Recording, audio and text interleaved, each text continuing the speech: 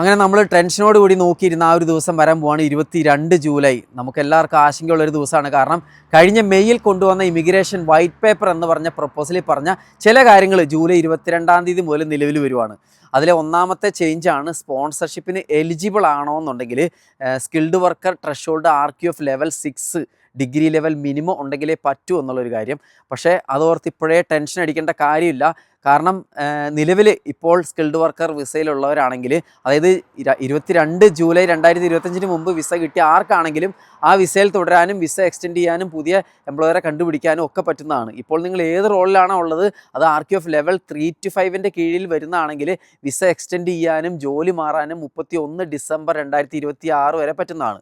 അതുമാത്രമല്ല, ഈ ഒരു മാറ്റം മൈഗ്രേഷൻ അഡ്വൈസറി കമ്മിറ്റി റിവ്യൂ ചെയ്ത് തീരുമാനമായാൽ മാത്രമേ ഈ ഒരു പ്രപ്പോസൽ കൺഫേം ആവുള്ളൂ. പക്ഷേ ഒരു കാര്യം ശ്രദ്ധിക്കണം, RQF ലെവൽ 3 to 5 പുതിയ സ്കിൽഡ് വർക്കർ വിസയിലുള്ളവർക്ക് അവരുടെ ജോലി ന്യൂ ടെമ്പററി ഷോർട്ടേജ് ലിസ്റ്റിൽ അല്ലെങ്കിൽ ഇമിഗ്രേഷൻ സാലറി ലിസ്റ്റിൽ ഉള്ളതായിരിക്കണം. അതുപോലെ തന്നെ വേറെ ഒരു ചേഞ്ചാണ്, സ്കിൽഡ് വർക്കറിനുള്ള ജനറൽ സാലറി ത്രഷോൾഡ് 38,700 നിന്ന് 41,700 ആക്കുമെന്ന് പറഞ്ഞിരുന്നു. പക്ഷേ അതിലും ചില എക്സംഷൻസ് ഉണ്ട്, അല്ലെങ്കിൽ ഡിസ്കൗണ്ട് ഉണ്ട്. അതായത് PhD ഹോൾഡേഴ്സിന് 23,200, സ്റ്റെം PhD ഹോൾഡേഴ്സിനും ന്യൂ എൻട്രൻസിനും പിന്നെ ഇമിഗ്രേഷൻ സാലറി ലിസ്റ്റഡ് ആയവർക്കും 25,000 മാത്രം കാണിച്ചാൽ മതി.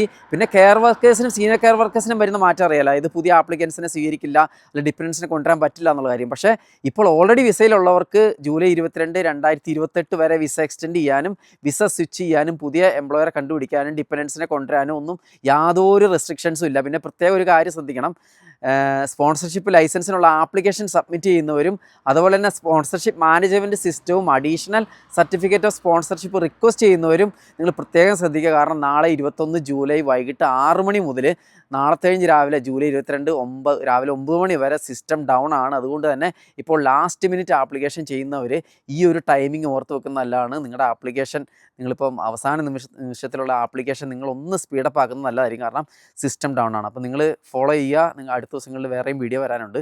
അപ്പം മറ്റുള്ളവർക്കും കൂടെ ഷെയർ ചെയ്ത് കൊടുക്കുക. Thank you.